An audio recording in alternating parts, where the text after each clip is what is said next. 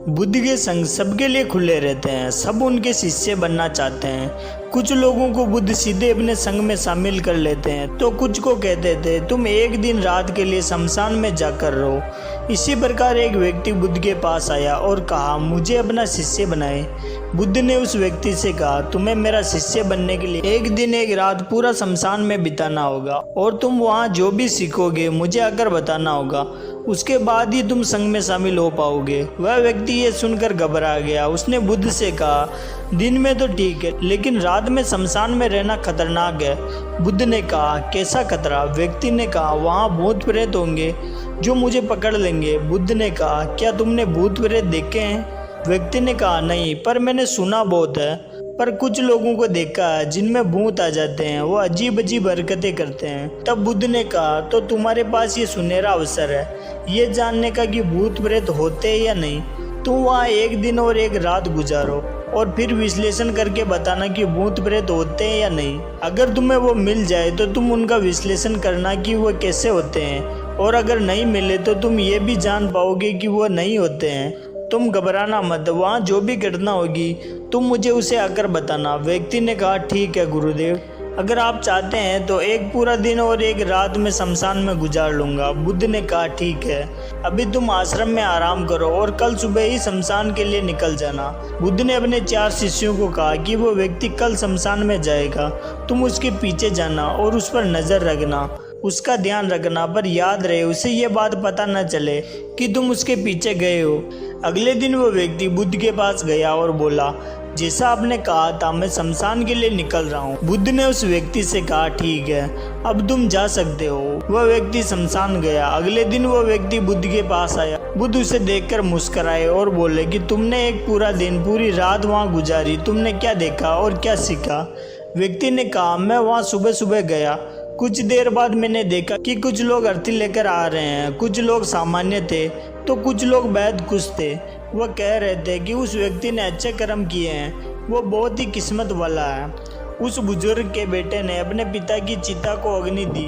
वो कुछ देर वहाँ खड़ा रहा और उसके बाद एक एक करके सब लोग जाने लगे।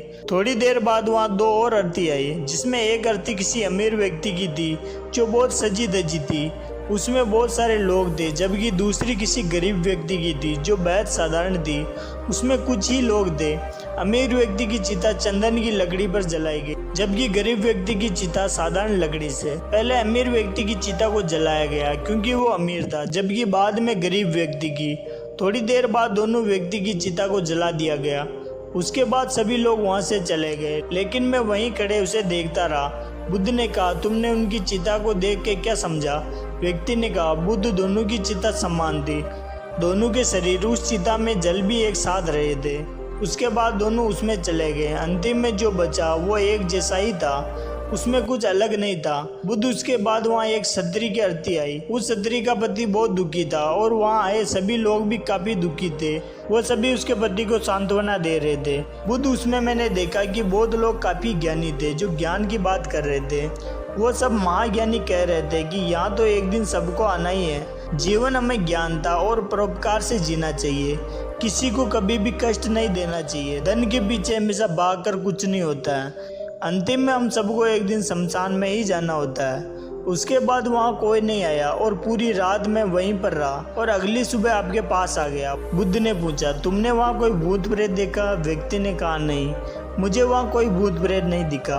पूरी रात मैं अपने आप से डरता रहा, पत्तू से डरता रहा, जानवरों की आवाज़ों से डरता रहा, लेकिन पूरी रात मुझे कोई भी भूत प्रेत नजर नहीं आए। बुद्ध ने उस व्यक्ति से कहा ठीक है, अब तुम जाओ और आश्रम में आराम करो। कल फिर एक दिन और पूरी रात तुम्हें शमशान में बिताना होगा। वह व्यक्ति ये सुनकर बोला आप कैसी बात कर रहे हैं? आपके कहने पर आज मैं पूरा दिन और पूरी रात वहाँ पर रुका।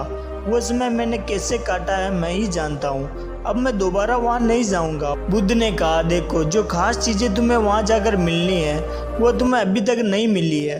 तुम एक दिन और वहाँ रुको, एक रात और वहाँ रुको, तुम्हें वो अवश्य मिल जाएगी।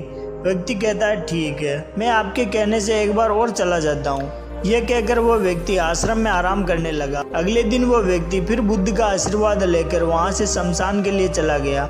एक पूरा दिन बिताकर वो अगले दिन फिर बुद्ध के पास आया। बुद्ध ने पूछा, तो बताओ तुम्हें वहाँ क्या मिला? व्यक्ति ने कहा, मैंने देखा कि कुछ लोग शाम को मुझे अर्थी पर लेकर आ रहे हैं। मेरे पीछे कुछ 15-20 लोग चल रहे हैं और मुझे 4 कंधों पर उठा रखा है। मेरे पिता आगे आगे चल रहे हैं, कुछ लोग मेरे ऊपर फूल फेंक रहे हैं और मेरे कुछ रिश्तेदार मेरे पीछे चल रहे हैं। वो लोग बहुत दुखी है। मेरे पिता और भाई भी बहुत दुखी है। कुछ उन्हीं में से दुखी होने का नाटक कर रहे हैं, तो कुछ लोग मेरे पिता को सांत्वना दे रहे हैं। वहीं दूर खड़ा मेरा भाई बहुत दुखी है। कुछ लोग उसे सांत्वना देकर बोल रहे हैं कि तुम ही अब सबके इकलौते वारिस हो। तो कुछ लोग कह रहे हैं ये गलत हुआ, वो लड़का तो अभी जवान था, अभी तो उसने कुछ देखा ही नहीं था और उसके साथ ऐसी घटना हो गई। तभी मुझे अर्थी पर लेटा दिया गया और सारा क्रियाक्रम किया जाने लगा। मैं ये सब अर्थी पर लेटे देख रहा था। मैंने उस अर्थी से उठना चाहा लेकिन मैं उठ नहीं सका। मैं सांस लेना चाहता था लेकिन सांस नहीं ले पा रहा था क्योंकि मेरे अंदर सांस नहीं थी। मैं अपने पिता को गले लगाना चाहता था लेकिन मैं उठ नहीं सकता था।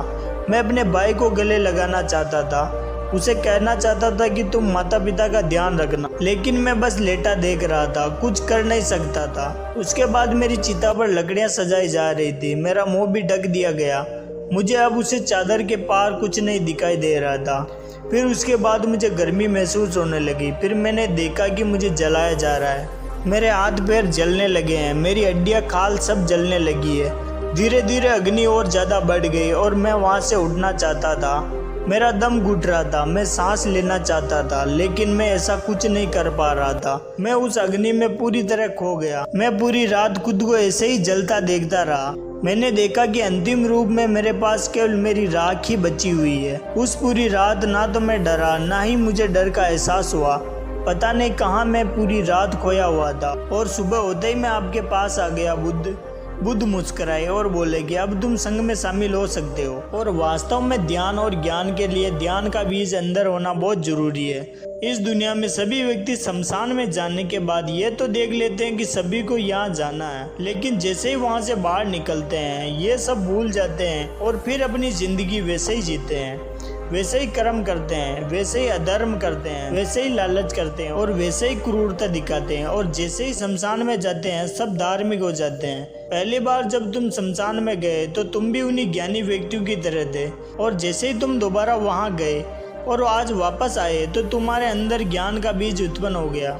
जैसे ही वहाँ से भी महाज्ञानी व्यक्ति आते हैं और जैसे ही तुम दोबारा वहाँ गए और आज वापस आए तो तुम्हारे अंदर भी ज्ञान का बीज उत्पन्न हो गया।